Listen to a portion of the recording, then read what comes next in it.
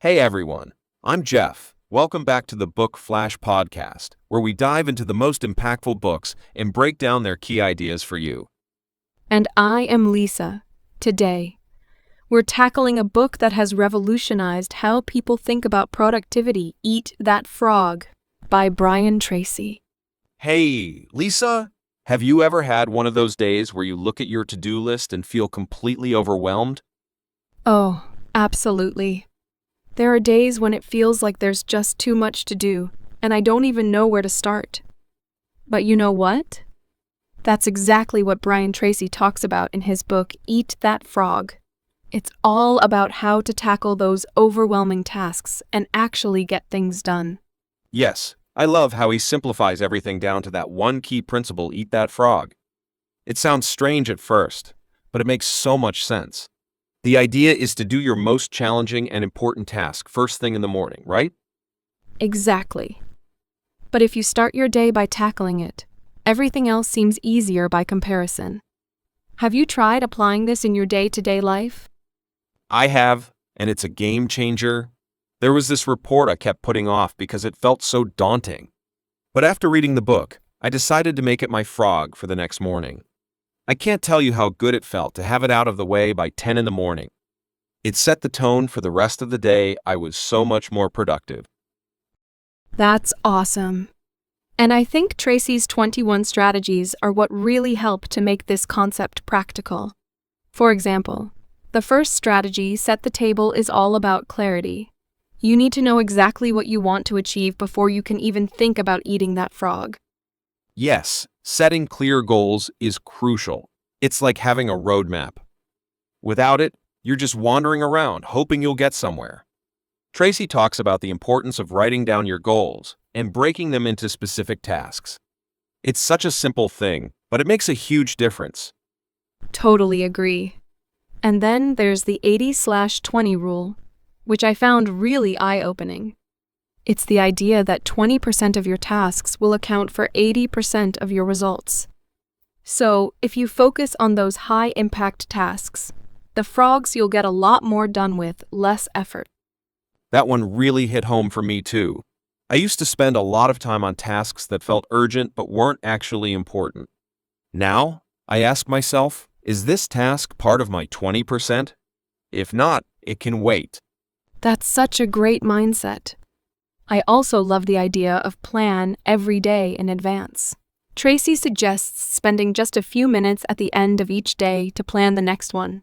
It's such a simple habit, but it's made a big difference for me. Same here. Planning ahead gives you a sense of control and direction. It's like setting yourself up for success before the day even starts. Plus, when you have a plan, it's easier to dive right into your frog in the morning without hesitation. And let's not forget about focus on key result areas. Tracy emphasizes the importance of identifying the areas that will make the biggest impact on your goals and career. For me, that was a bit of a wake-up call. I realized I was spending too much time on tasks that weren't moving the needle. That's a big one. It's easy to get caught up in busy work and lose sight of what really matters. I started blocking out time for my key result areas, and it's been a game changer. It's like you're training yourself to focus on what's important, not just what's urgent. Absolutely. And what about the strategy practice, the ABCDE Method? It's a great way to prioritize tasks. You label them a B, B, C, D, or E based on their importance and urgency. It's a simple method, but it really helps you to see what needs your immediate attention. Yes, the ABCDE method has been so helpful for me. I used to get overwhelmed by everything on my list, but now I can see at a glance what really matters. I even started using it with my team at work. It's made a huge difference in how we approach our projects. That's amazing.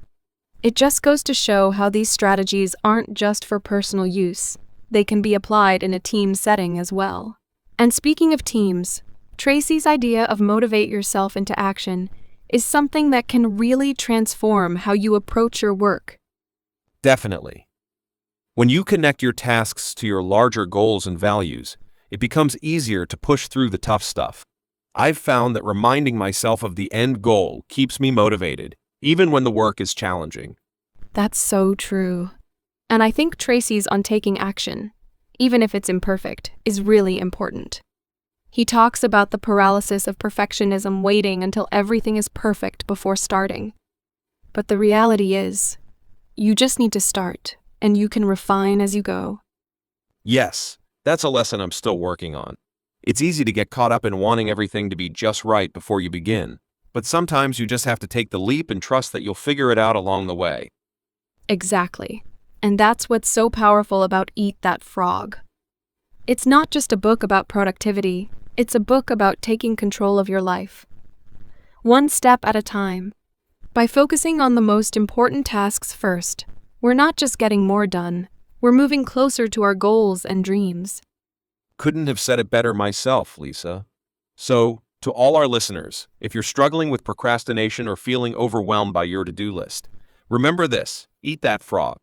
Start your day with the most important task and watch how it transforms your productivity and your life. And don't forget to check out the book for all the strategies we talked about today. It's packed with practical tips that you can start applying right away. Thanks for tuning in, and we'll catch you in the next episode.